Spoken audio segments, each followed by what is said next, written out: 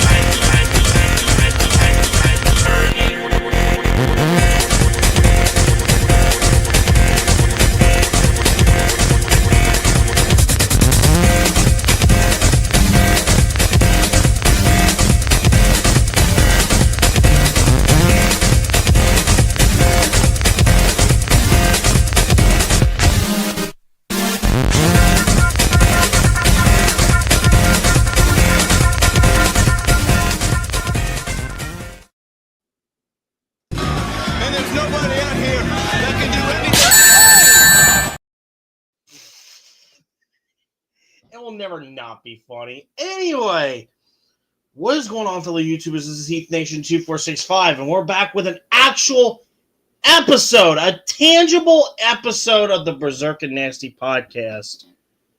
I am Autismo, the Rat. It looks like everybody else has stuff that's going on at the moment here, so I just needed to get a podcast out for sure. So we got some topics for today. For sure.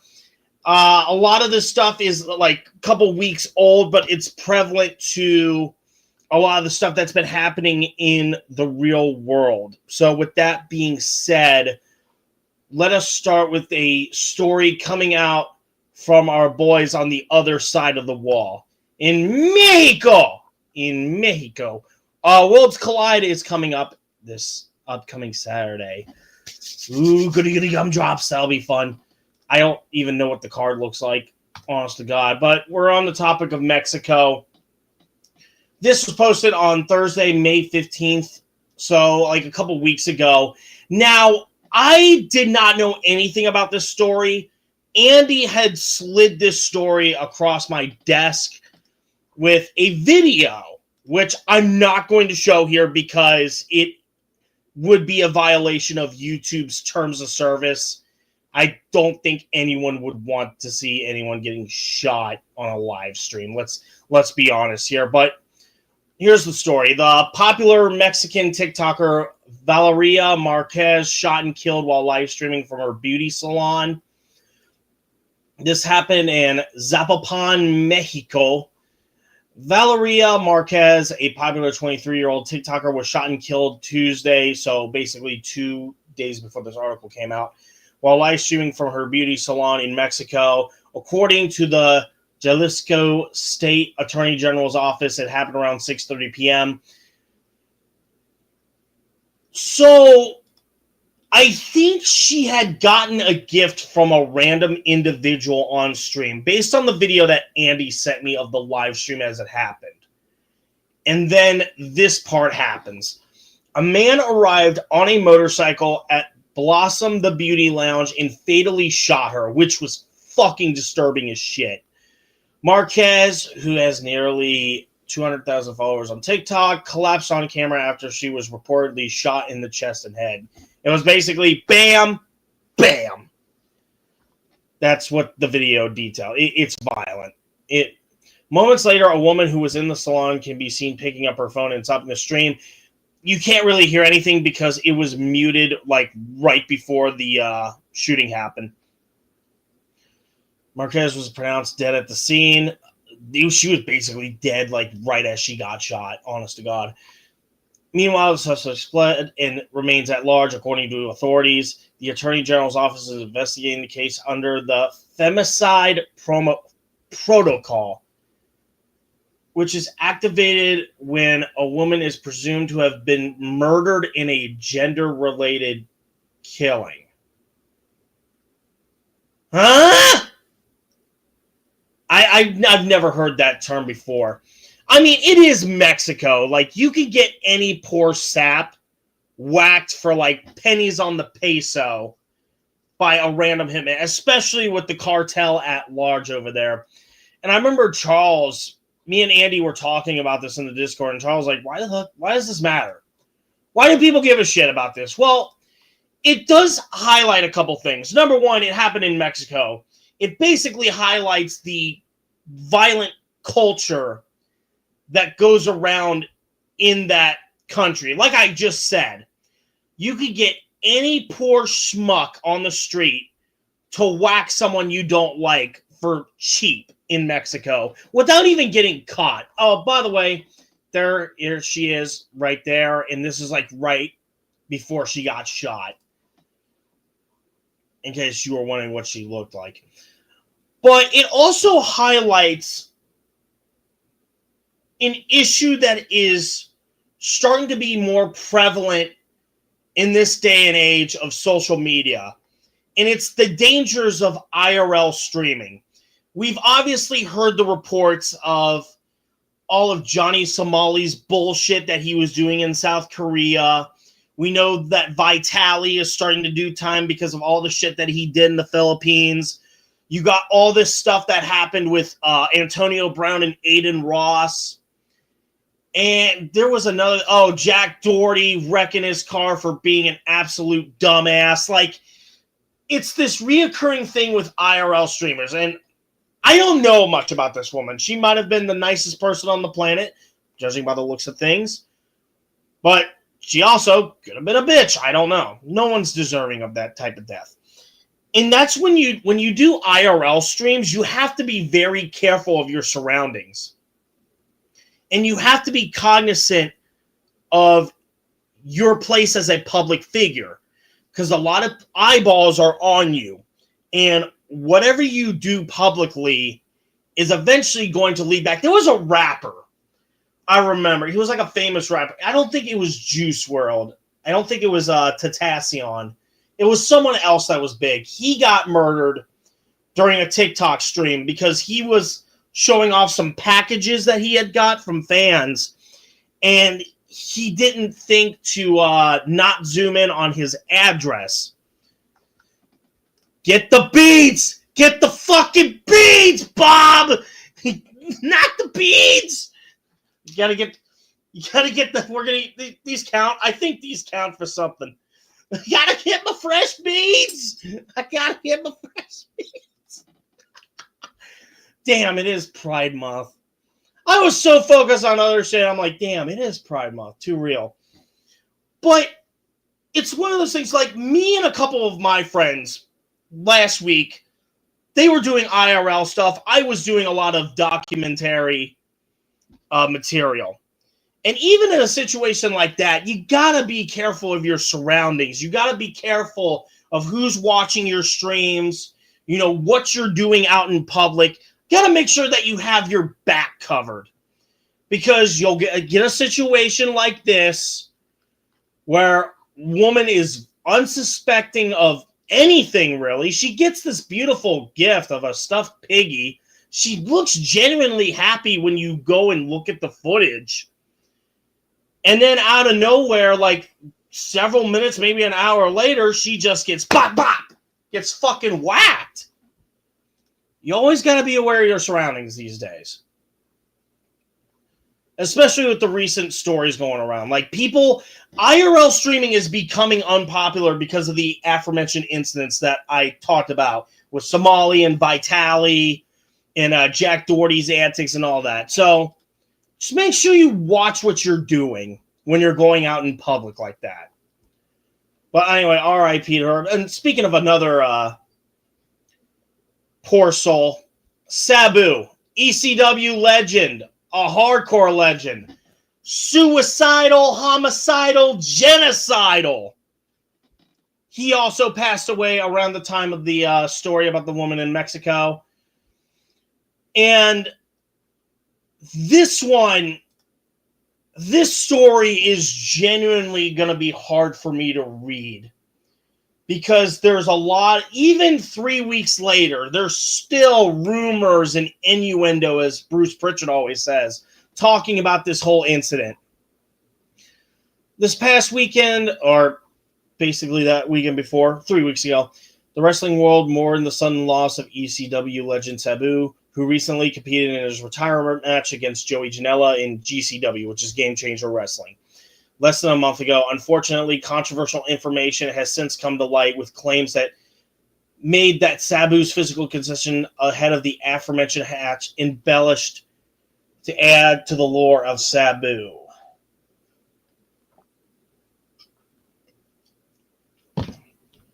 According to Figful Select, fuck you, Sean Ross Set. Those at GC... This fucking ad, man. Come on, expect element. There. Damn it.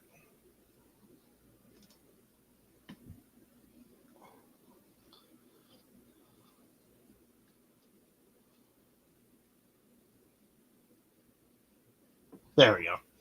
Damn. Inspect Element is a good friend to have, guys. And of course, another fucking ad pops up. You fucking assholes. Come on.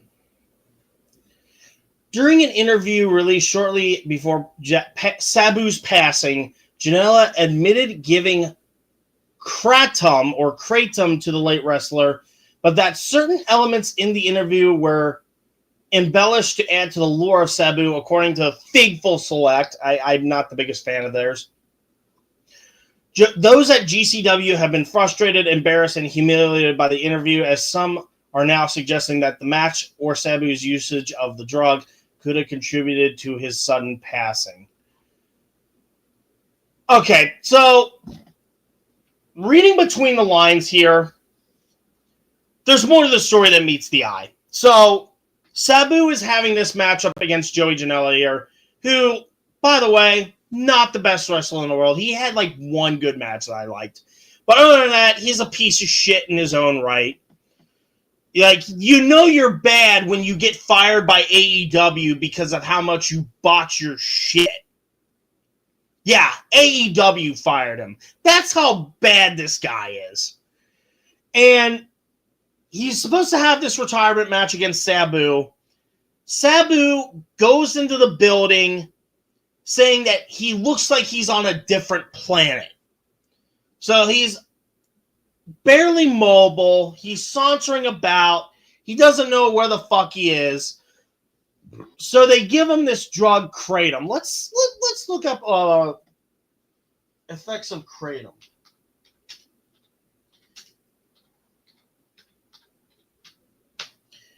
All right. So, little simple Google search here will tell you kratom derived from the leaves of the blah blah blah blah blah. Stimulant effects, typically at lower doses, increase energy and alertness, improved mood and sociability. Okay, increased heart rate. Opioid-like effects. This is where shit hits the fan. Pain relief, relaxation and sedation, and euphoria. So if you boil what I just read out down, it's kind of like GHB. It's one of those over-the-counter type shit where it's supposed to just improve everything. Yeah, he did have a history. Well, also, he was taking some nasty bumps during that match. I think there was one where he flipped over the rope and the back of his head went splat right onto the concrete. So it was really a situation where he should not have been in that ring. Joey Janela has since taken to social media to clear the air about the interview, as well as Sabu's usage of kratom in a lengthy post. I'm truly devastated over this, and this whole deal has really affected me. Kratom is something Sabu took daily for years, and it helped him get off other substances. See, that's the thing with certain drugs. When you start taking drugs and it starts fucking up your body, you're looking for a way to self-medicate in a way that can assure yourself, at least in your mind, a healthy future. So you'll start taking another drug without even knowing the effects of it long-term compared to the other shit that you were abusing to begin with. Sabu loved his weed and kratom. His body was wrecked doing what he loved for 40 years. Janela noted that the interview was done 2 days after their match, and that the claims he made that the veteran was knocked out were simply embellished. He was similarly Sabu was fine after the day after, signed at WrestleCon, and was doing many appearances since. Yeah, so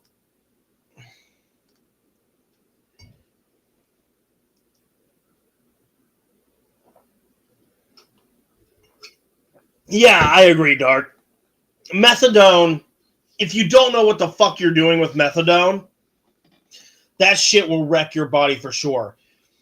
So, from what I'm gathering from all this, right, when the owner of GCW, Brett Lauderdale, is talking about, like, you know, how they didn't intentionally, like, try to make him, they didn't force him to be in that match. I don't think that they were lying about that. I think they were being very truthful. But what there's a difference between forcing someone to do something and having someone allowed to do something. Those are two separate concepts. All right. Let's say I have a child that has a heart defect, right? And he has all these setbacks and all these conditions and all these effects from his heart condition. And I take him to Kings Island and we go on Diamondback and he has a heart attack. Sure, I didn't force my child to get on that ride. But the fact that I allowed him to be on that ride, I'm just as responsible for my son dying. This is the exact same thing we're talking about with GCW allowing Sabu to wrestle in that condition, saying that he was on another fucking planet, which is his exact quotes. I'm not trying to, like, add or improv here. So I think GCW should be held somewhat liable for these shortcomings, and allowing him to wrestle in that condition that he was in, to the point where he was sauntering in the building. Like, I think it was like an hour before him and Janela were supposed to get into that ring. It's a sad situation.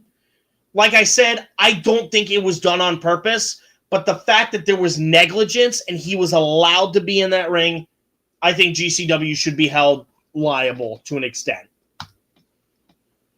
Now, a couple of weeks ago, the NFL draft was around the corner. And one of the big stories coming out of the draft was but drinking a lot of this caffeinated shit. Don't get mad at me. But one of the main stories that has come out of this was, where was Shedeur Sanders going to be drafted and when? And sure enough, he ran his fucking mouth. He started showing his watch off like this. You know, he had his own little press room. You got Dion running his mouth. You got all these circumstances coming together that he gets drafted 5th round. Well, how is he doing right now? This is coming from the Colorado Buffaloes branch of Sports Illustrated. Cleveland Browns Shedeur Sanders impresses at the OTAs with accuracy and ball placement. This was 11 hours ago. So this was just recently, actually. Probably this morning. Former Colorado Buffaloes All-American quarterback Shedeur Sanders participated in the first official OTA practices for the Cleveland Browns this week, and Sanders made an impression in first limited reps. While it was reported that Sanders received the fewest amounts of reps in the quarterback group, keep in mind, guys, the quarterback group for the Browns. All right. Deshaun Watson's injured. You have Joe Flacco, Kenny Pickett, fresh out of the Eagles after they just won a Super Bowl, with him as the backup to Jalen Hurts. Dylan Gabriel, drafted out of the University of Oregon. Great left-handed thrower. And then you have Shedeur Sanders. So it's basically a 4-way battle. The Browns have 4 QBs trying to battle for a starting role. And Shedeur Sanders was projected to be 1st round. While it was reported that Sanders received the fewest amount of reps in the quarterback group throughout the practice, Sanders made the most of them. Sanders has impressed the Cleveland media and not only turned heads with his temperament and professionalism, but also his accuracy and ball placement. Sanders' greatest strength has always been his accuracy and ability to deliver catchable passes, that's fair. It's unusual to record passing statistics in non-padded dress practices. Then why the fuck do you guys do them? I don't understand it. Such as these, but in this unique case, and Sanders was how they had 7-9 completion for 3 touchdowns, more than the other Browns quarterbacks combined. Sanders didn't throw an interception, while fellow rookie quarterback Dylan Gabriel threw one after a tip pass by the number 5 overall pick defensive tackle Mason Graham from Michigan. Great. That's a great pickup for them, by the way. Well, it is important to keep in mind that these are preliminary steps. They still matter. Every day is important when 4 players are competing for 1 spot, which is true. Everything does matter. And here you see, I think that's Flacco in 15. Yeah, you can kind of see the stubble beard. He also, Kenny Pickett and Shedeur Sanders are right there. So a lot of people have been asking, why did Shedeur Sanders drop in the draft the way he did? It really comes down to just attitude. His overall attitude is what caused him to do it. Let me tell you all something. When you're getting ready for the draft, right, and you don't do anything at the combine, and you tell all these scouts, look at my tapes. Look at my tapes, guys. Look at my tapes. They'll tell you the whole story. And you constantly flunk interview after interview after interview after interview with different teams that basically leave a bad taste in their mouths. And then you go to the draft, you're sitting here throwing your freaking watch up like, hey guys, look over here. That intro that I just showed you, the Ed and Eddie scene with all the different heads in there, that tells the entire story. And you have your own little conference room for when you do get drafted and you have all this graffiti in the wall. People are seeing prima donna right then and there. Maybe that's not your intention, but the fact that you're showing off the way you do, especially with how cognizant the world of sports is after such bullshit with the likes of Johnny Manziel. People pay attention to that shit now. And here's the thing, and this is another thing that kind of pisses me off. When guys like RB constantly put words in my mouth, oh, you just don't think he's great. They're all just allegations. They're all just allegations. I never said he wasn't great. If I did, I retract it outright. He's a great quarterback.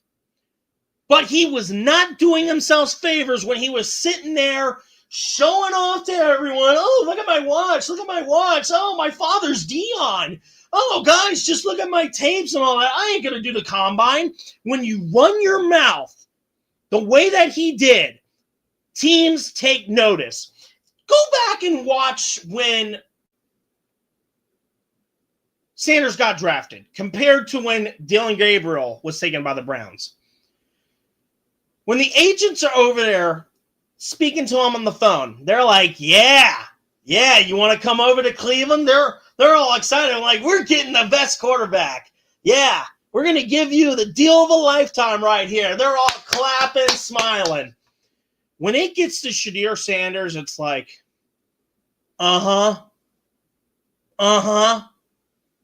yeah, okay, we're going to get you. Dead fucking silent. Like I said, I hope Shedeur Sanders does great. I hope he proves the naysayers wrong. I hope he proves the haters wrong. I hope so. I really do.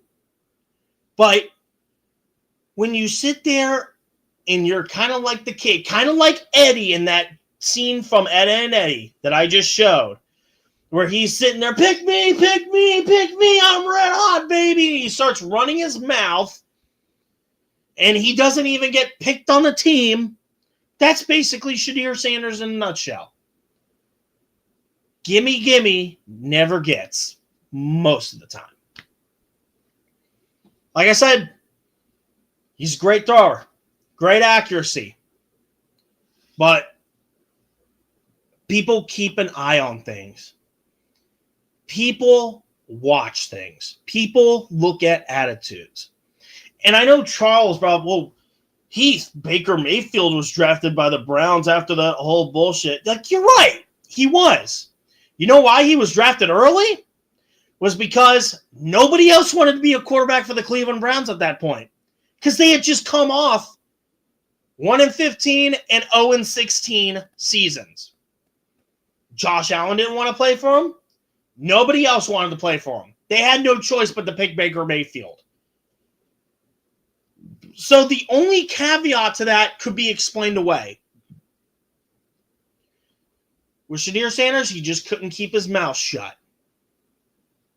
Sit down, shut up, calm down.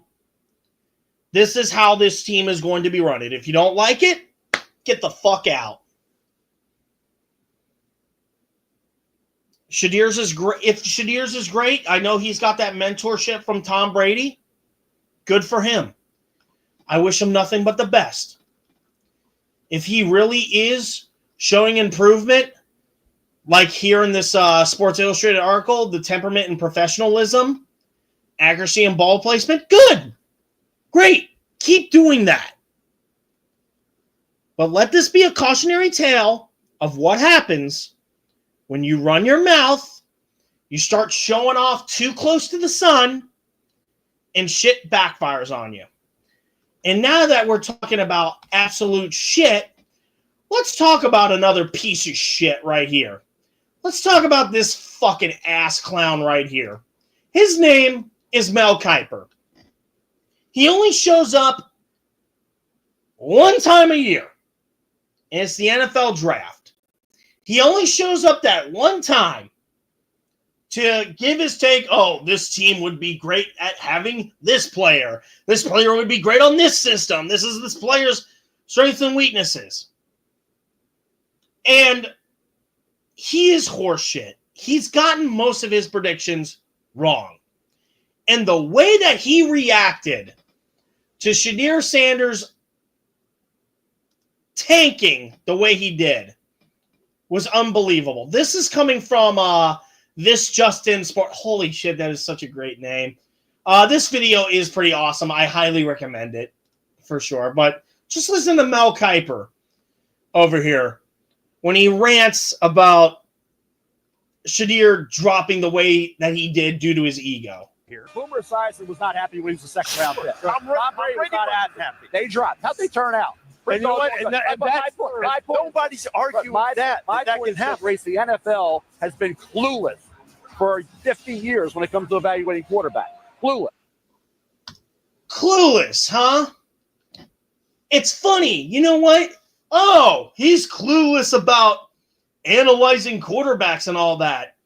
Can I remind you all of something? This is the same guy that said he would retire if Jimmy Clausen was not successful in the NFL as a quarterback in the next 7 to 8 years. He was out of the league in 3 years, and he was so bad that the Panthers literally tanked to get Cam Newton on their team. This is the same guy that went after the Detroit Lions for not drafting an inconsistent quarterback from Notre Dame in Brady Quinn, and instead drafting some wide receiver. You may have heard of the guy. Goes by the name of Calvin Johnson. I think he was called Megatron or something. Yeah. And then this is the other guy. This is the same guy that said that Patrick Mahomes wouldn't amount to shit in Kansas City, being the backup to Alex Smith. Does anybody in the chat want to fill in the blanks on how that went? Anybody? Come on, don't be shy. This is a VOD. We can pause the live stream after it is done being streamed. Tell me how that went.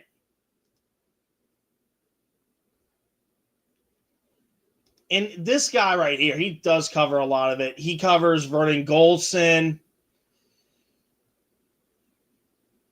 He covers Trent Richardson. Like, this just had shit pick after shit pick after shit pick. His accuracy, all right, I had to look up stuff to, like, prove my point on how inaccurate and how much of a piece of shit this guy is. He's been doing this for 40 years. And in the 2023 draft, when it came to the first round, he got all but one of his predictions wrong. He only had one prediction right out of the 31 or 32 for that first round 2 years ago. And when he gets proven wrong, I know that this video is refreshing. Computer is acting up, but bear with me for a moment. When he's wrong about stuff, not only does he double down on his bullshit, but he blames everybody around him for not getting his vision. Like, I've been wrong about a lot of shit, but you know what I do? I don't double down and call people stupid for not believing me. You know what I do? I list my reasons. Hey, I was wrong. This is why I thought this way, because of A, B, C, D, E, F, G. This guy's like, oh, these guys just don't understand my brilliance. They just don't understand my expertise.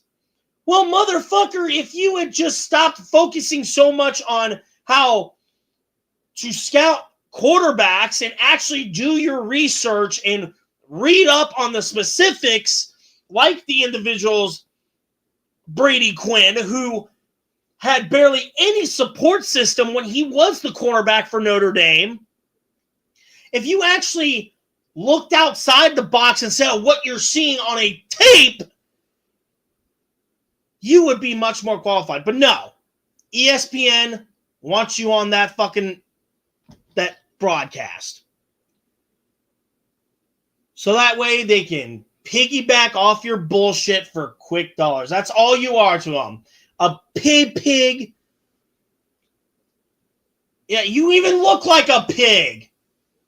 You look like what would happen if Larry King banged a pig. Bruh. I just don't understand why this guy has been a mainstay. Other than the fact that he says stupid shit to get a reaction like this reaction that you're hearing now. I don't get it. He's gotten most of his shit wrong. He pleads ignorance when he is wrong. What do you do exactly?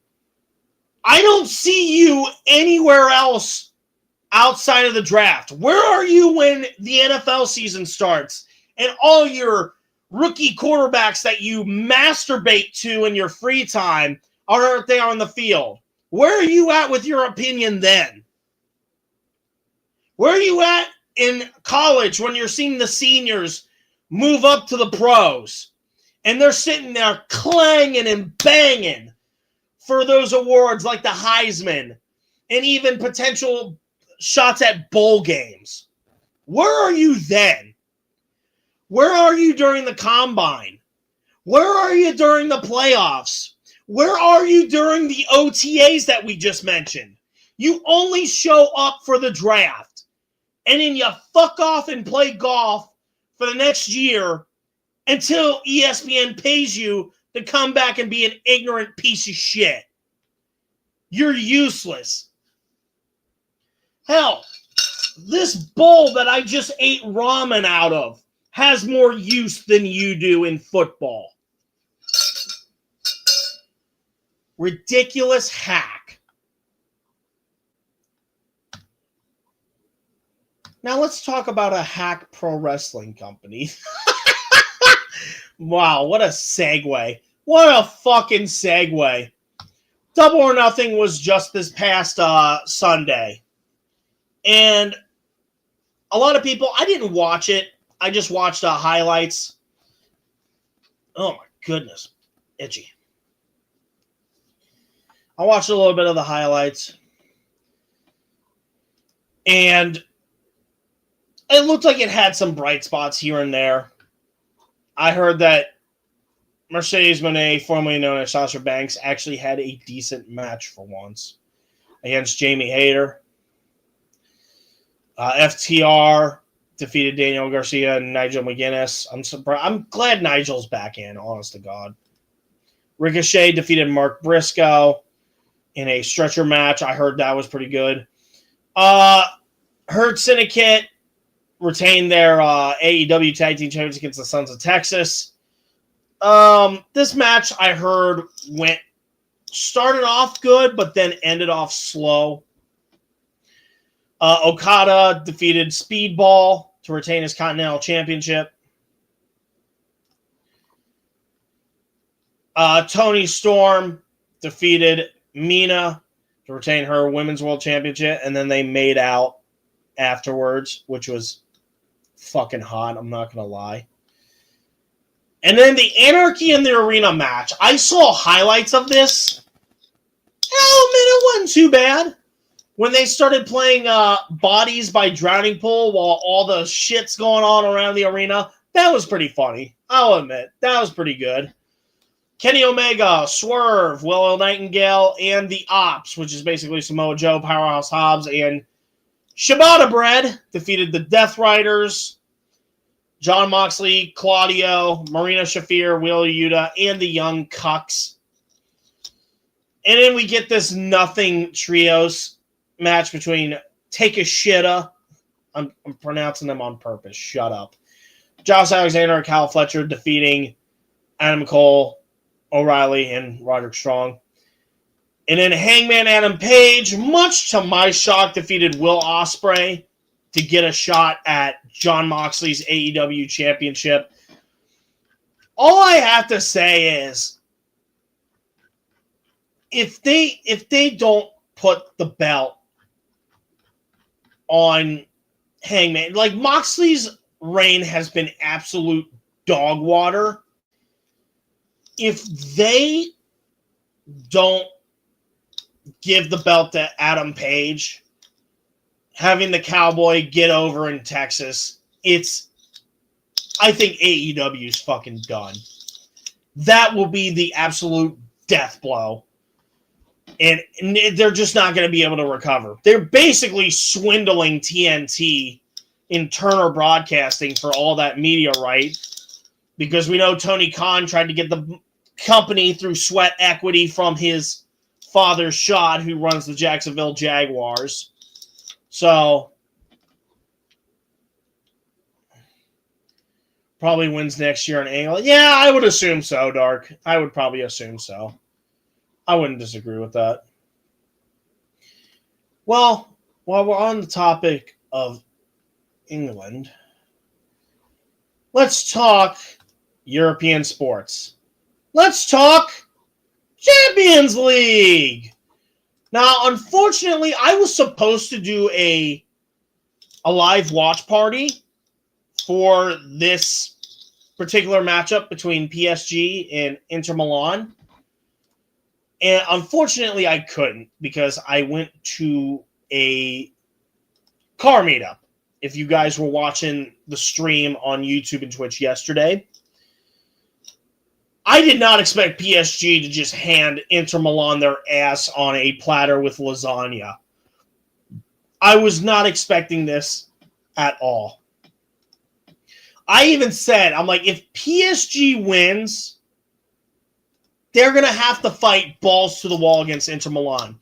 Because when PSG, whenever they score first, like we've seen it with Inter Milan, the moment the other team scores first, Inter Milan is like gnats to shit. They're just constantly putting foots to asses. But PSG just kept on scoring. They didn't look back. They have won their first ever Champions League final, 5-0. And I think it all just comes down to management, because PSG had all these great stars. They had Zlatan. They had Messi. They had Mbappe. They had Neymar at one point. They had all these great weapons at their beck and call, and they could never get over the hump. But then they got rid of those guys. They got rid of them to get more depth lineup. Dembele, Marquinhos, Hakimi, Ramos, Zaire Emery, Lee Kang-in.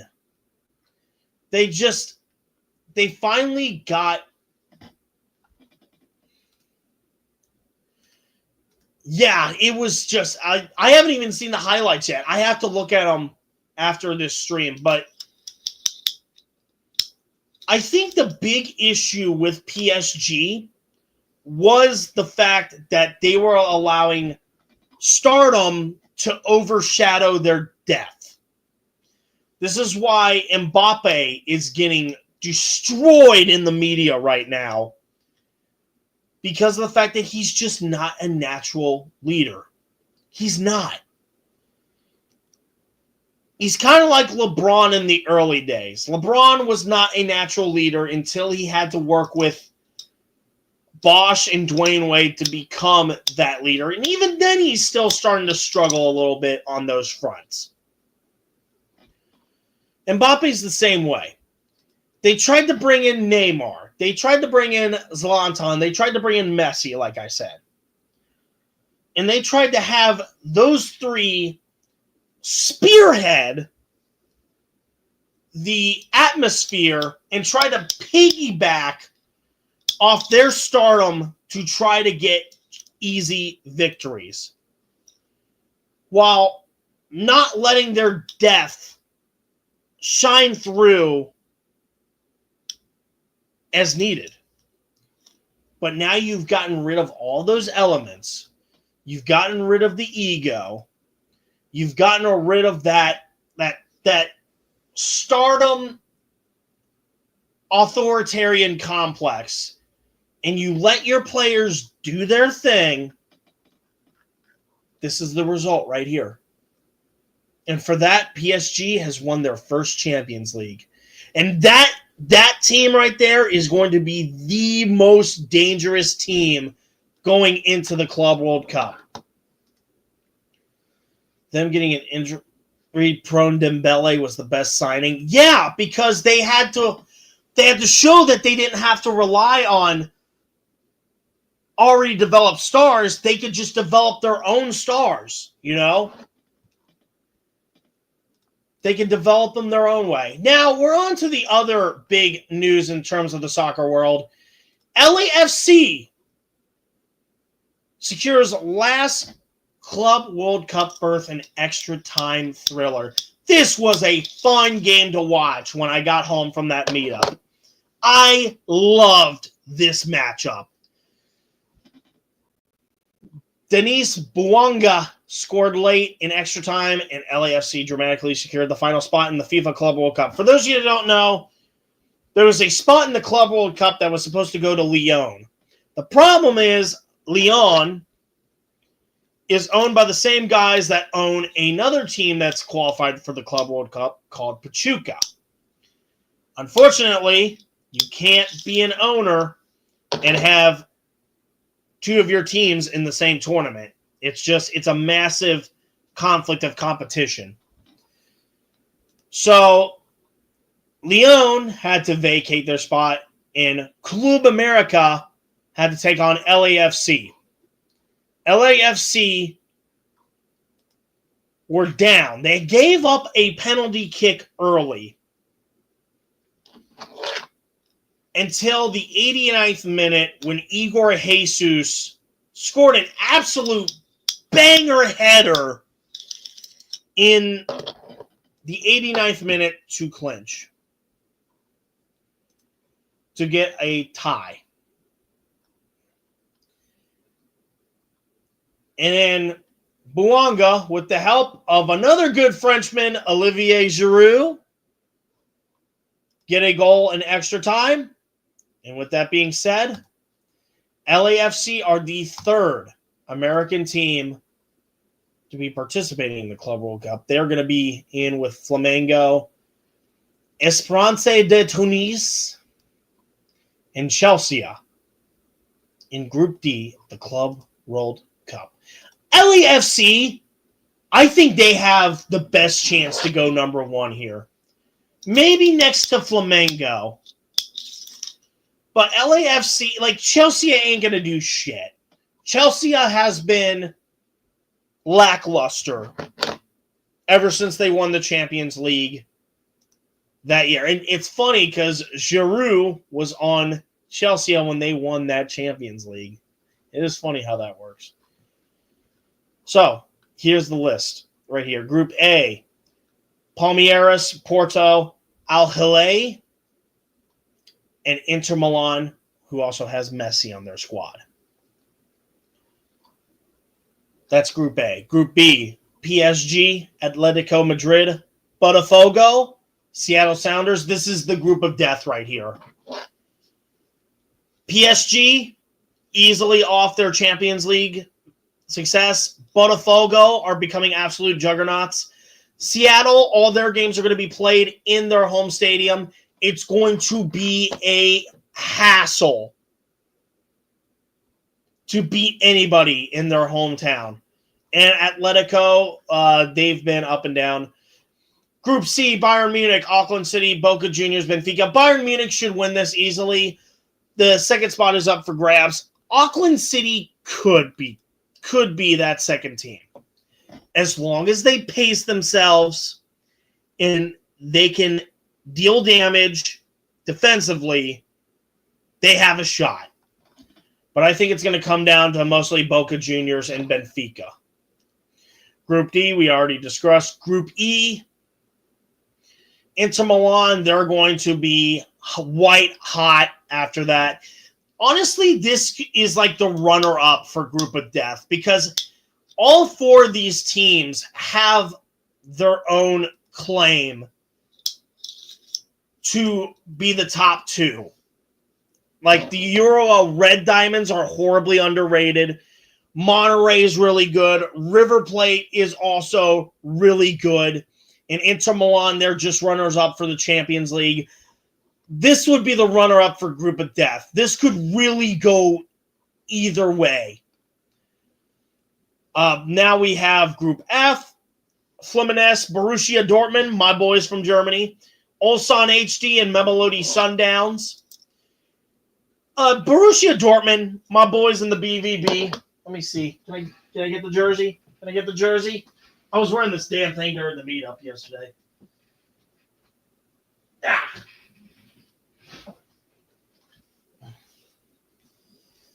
Got the jersey. I got the fucking jersey. Jersey. Got it. BVB. And if you look in the back, number 3, Heath Nation. Let's go. I'm going to be wearing that during the Club World Cup. Dortmund should win easily. Fluminense has a good shot at getting second. If they get first, I wouldn't be surprised by it. Ulsan and Mamelodi Sundowns will have difficulties in their own right.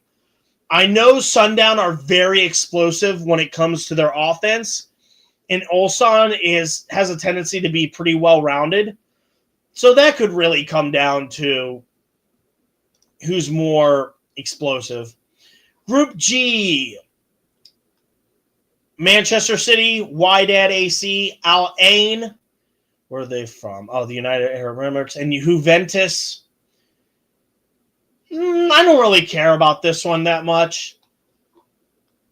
I think this is also another runner-up for Group of Death. This could really go either way, especially with Man City on the decline the way that they are. But then again, they always play tournaments strong, so I wouldn't be surprised if they just outright win that. And in Group H, Real Madrid, Al Hilal, Pachuca, and Red Bull Salzburg. Real Madrid should easily clinch a spot in the knockout stage, and it's going to come down to Al Hilal and Pachuca. Al Hilal, it will be interesting to see how they do without Neymar in their mix, if I'm not mistaken. I think I was just looking at that. Neymar was, that was like their last appearance. He didn't really do much in terms of appearances. Anyway, I don't think it's going to affect them in the long run, but it will be interesting to see how this group plays out. Now we move on to, actually, we'll go to the other one. Start off with the Stanley Cup finals.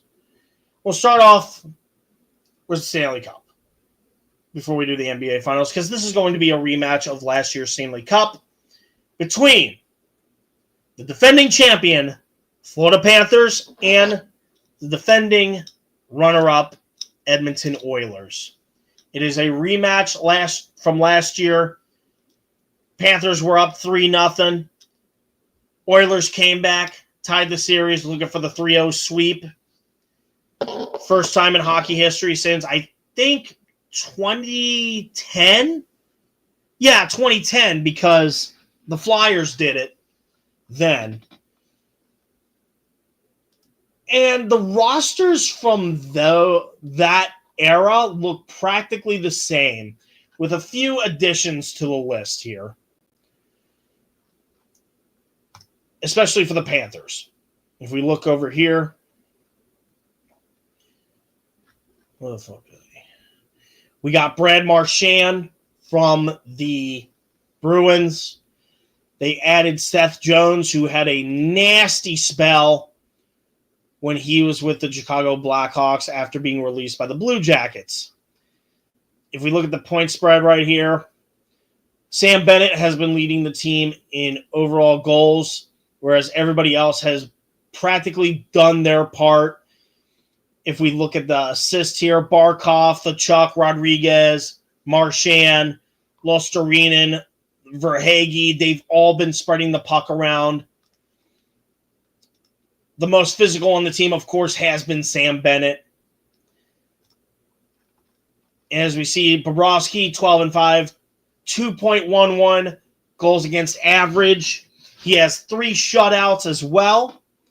He has been really good throughout the the series, which I'm not surprised by that. If we look at here, Ekblad, Seth Jones, Schmidt, Mikula, Kulikov has also been very consistent. And we go to the Oilers. And a little bit of a surprise here. As you see, McDavid, 20 assists on the year of the playoffs, 25 for Draisaitl. Nugent Hopkins has been absolutely stellar. Zach Hyman, he is out with injury, but at the same time, it would be nice to have that physicality. 111 hits for him. The closest to that would be Podkolskin and Evander Kane. And goals have practically just been spread out like crazy. Because it's not just McDavid and Draisaitl scoring, it's Corey Perry, it's Hyman. Oh.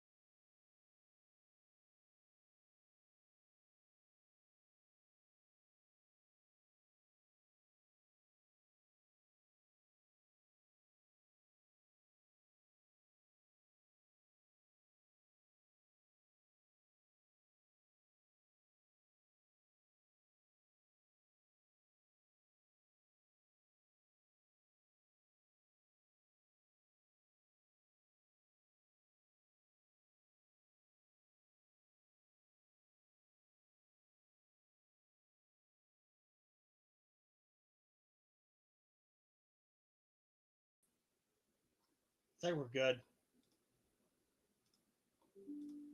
Holy shit. My computer just fried like crazy. We live? Fucking hell. I got the blue screen of death. How the fuck do I get a blue screen of death? Everything looks fine. That makes no sense.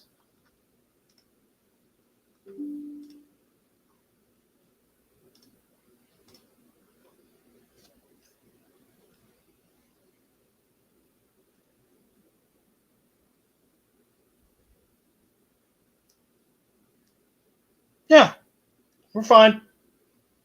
We're fine. My apologies. That was rare. That was fucking rare. I hope that's not foreshadowing. So, what we were talking about before everything went black. Damn, we can't even talk about the Oilers without our shit shutting down.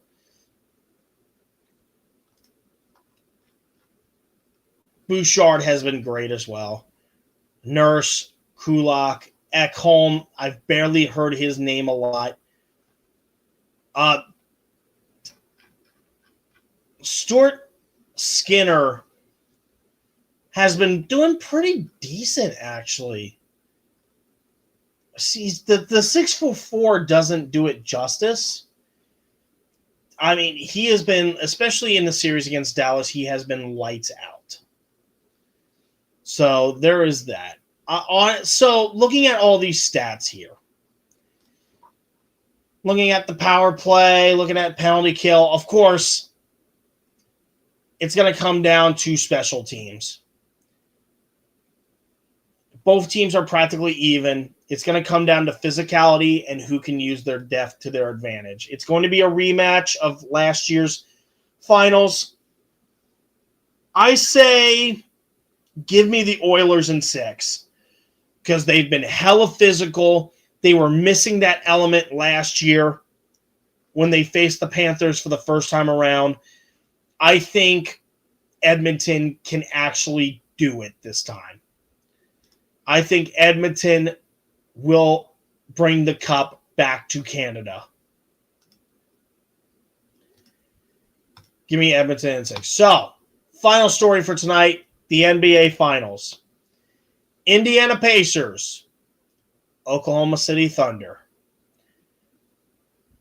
The winner of this will get their first title ever. Their first title ever. Let's take a look at the playoff bracket as it went down. We go over here. The Thunder took care of the Grizzlies like clockwork, 4-0. They go up against Joker and the Nuggets. It's a hard-fought series, but they get it done. They win 4-3. Then they go up against Rudy Gobert and Anthony Edwards Timberwolves, who were absolutely just defensive monsters. They destroyed LeBron's Lakers. They destroyed the Warriors, despite the fact that Steph Curry got injured, but who gives a shit because they still had Draymond Green and Jimmy Butler to deal with. But they win that series 4-1. And this, if you just look at the stats, of course, Shea Alexander has been stellar. He is the MVP of the league for a reason. And the depth pieces, I'm stuttering a little bit. The depth pieces have been awesome as well. Here we see, let's look at the assist here. Jalen Williams, Chet Holmgren, Isaiah Hartenstein, Alex Caruso, Aaron Wiggins. So they're getting their bench involved big time. And a lot of these guys are young and they're hungry. Caruso being the oldest at 31. So they're young, they're hungry, they are looking for any chance that they can get. They've been explosive in the paint. We go over to the Pacers. The Pacers, they had a pretty tumultuous road to get there. They had to face the Bucks with a healthy Giannis. They win that series in 5. They go up against a young and hungry number 1 Cavs team with Donovan Mitchell. They also win that in 5. And coming off some miracle bullshit in game 1, they beat the Knicks in 6. This team looks really good as well. They're practically all even. Tyrese Halliburton leads the squad, but the role players like Pascal Siakam, Miles Turner, Aaron Nesmith, Benedict Mathurin, TJ McConnell, Andrew Nembhard, Obi Toppin, these guys have been stellar. Coming off the bench, shooting three-pointers like crazy, especially in Game 6 against the Knicks. Miles Turner has been doing a lot of the hauling for blocks, which will then result in rebounds for Siakam and Halliburton for them to go down and wreck people in terms of points. I think this series, I think, comes down who uses their bench better and who has much more speed. Because, I mean, a lot of people are rooting for OKC, but Pacers are just looking good, man. I don't even care who wins this. Honest to God, I don't even care who wins this. Because I really like both teams. I want both cities to get their first ever. I want Oklahoma City to have a shot at their first championship, and I want Indiana Pacers to get their first shot. But now to the serious topic. Pacers in 7. That is my pick. So, with all that out of the way, we've reached the end of the podcast. I'm sorry that the other 3 couldn't get on. I think Andy's got some stuff going on it personal side. I think Charles and Justin got roped in with work. So I'm like, I might as well actually do an official episode. So that is it for today. If you guys enjoyed the resurgence of this podcast and would like to see more episodes like it, make sure you subscribe with notifications on. Next episode, I would like to talk about the results of Worlds Collide for the WWE AAA event. And eventually, I would like to get another watch party here. Let me look at the schedule.